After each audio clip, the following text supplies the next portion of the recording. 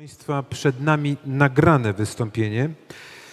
doktora Patricka Deneena, wykładowcę politologii na Uniwersytecie Notre Dame. Dr Patrick Deneen. Bardzo proszę.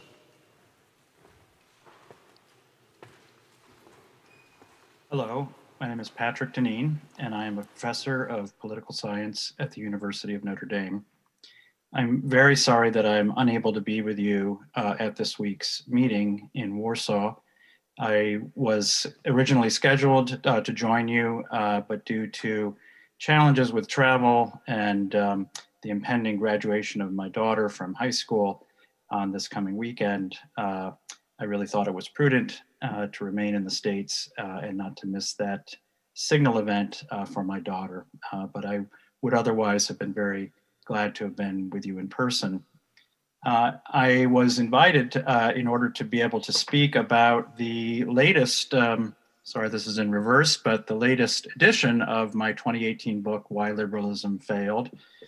which is this newly released Polish translation of the book, which I won't attempt to read out loud, but I'm delighted that the Polish edition has just been released. I look forward to future occasions when I might be able to join you in Poland to speak about the book, where I hope and I think it will generate a good deal of conversation and discussion. Just in very brief sum, I wanted to talk, I was invited to talk just a little bit about some of the main arguments of the book. And in the book, I argue that one way in which we can understand the phenomenon or the ideology of liberalism is that while it is in many ways, it has a self-understanding or self-presentation as an argument for limited government, and in particular, limited government that's based upon the consent of the people, that it's narrowly political in its form, that it seeks only to create a kind of neutral sphere for people to pursue their own ways of life, that in fact, its deeper internal logic leads to a much more profound transformation, not just of the political order, but the entire social cultural order, obviously including things like economics and education and technology. And all of these aspects of liberalism based upon this original key concept of consent, that no choice can be seen as legitimate unless it arises from the free consent of an unencumbered individual. That this kind of core aspect of liberalism results not just in a transformation of all aspects of human society, but becomes itself a kind of source and force of authority and even authoritarianism that I think we see unfolding in the modern liberal order. We can think about this kind of deep underlying logic of liberalism in a couple of ways. Obviously, the first of them is that narrowly political understanding that no political order is understood to be legitimate unless it arises from the consent of the governed. This is a core principle that's articulated in the American Declaration of Independence, that one can't or ought not to be ruled by rulers who have not been freely chosen and consented to by the people, that the political order itself must be a reflection of their consent, and thus that this prevents and precludes arbitrary political forms and arbitrary political leaders. Yet this idea and ideal of free choice and the consent of the governed itself lies on a deeper understanding of the kind of human who can give consent. One can't assume that consent is freely given unless that person giving consent is in a condition of complete freedom, a complete unencumbered, unlimited, and unrestrained ability to make free choices that reflect the deepest preferences of that individual. In other words, in a political order or in a social order or in a cultural order, where our beliefs, our basic presuppositions have been deeply shaped by the nature of that order,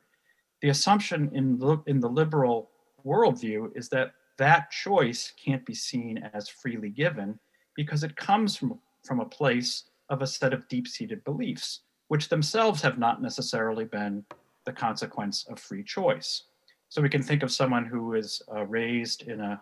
household, in a home, with a certain religious tradition, with a certain cultural tradition, certain kinds of traditional forms and ways of life, that while they could freely consent to remain in that order, think, for example, of the Amish here in the United States, or a member of the Catholic Church who retains belief in the Catholic Church as they reach adulthood, that by the liberal understanding, that person hasn't given true free consent because that person has never been in a condition of unencumbered freedom that makes their choice in some ways free from any undue influence that hasn't itself been freely chosen. So at the deepest level, we could say that this ideal of political consent ultimately has to shape and transform not just the political order, but the entire worldview and in the entire world, in a sense, of the liberal order. We can think of this in very mundane ways. For example, no one in a liberal order is understood to be in some ways defined by where they come from. In the same way that, for example, Alexis de Tocqueville or Thomas of Aquinas would once have,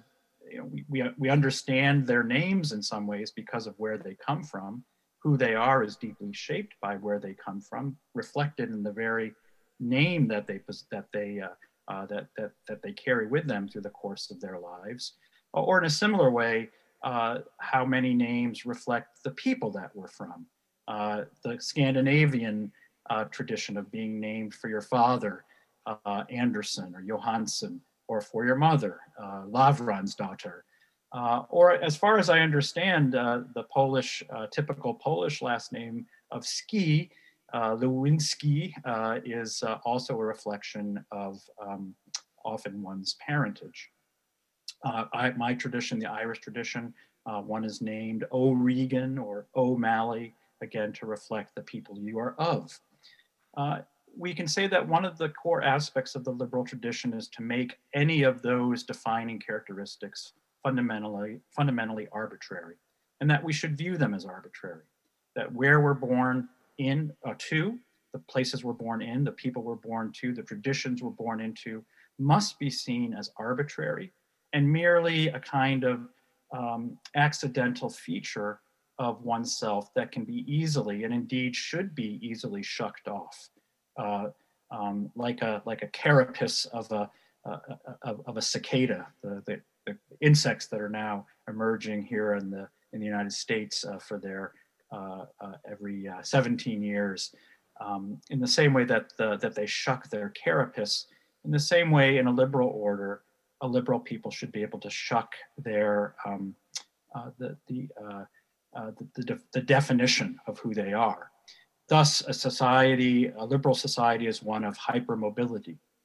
in which the ability to leave or exit or escape or move on to redefine oneself becomes the default. And in a similar way, the kind of cultural heritage, the religious heritage that we might have inherited is seen as just another kind of a market choice. This is true, of course,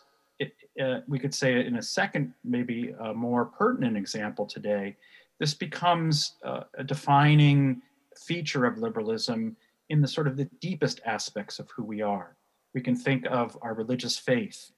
once would have been understood as the core defining feature of a human being, as simply a kind of accident of birth and something that should be chosen or shucked off as a kind of market choice. The likelihood of becoming a father or a mother, a parent, a wife or a husband becomes now increasingly seen as a kind of limitation and burden on our individual liberty, the ability to constantly redefine who we are. So in the first instance, to be a wife or to be a husband is understood increasingly as a choice that can be revised, it can be rejected, and thus a society in which marriage is simply a passing choice that can be discarded, redefined, divorce, remarriage, a series of remarriages becomes the norm, becomes accepted as the norm. In fact, we see regularly articles of people who've been married for a long time as a kind of exceptional, a remarkable story that needs to be told. I was just reading, I think, of Rob Lowe, the actor Rob Lowe's 30-year marriage,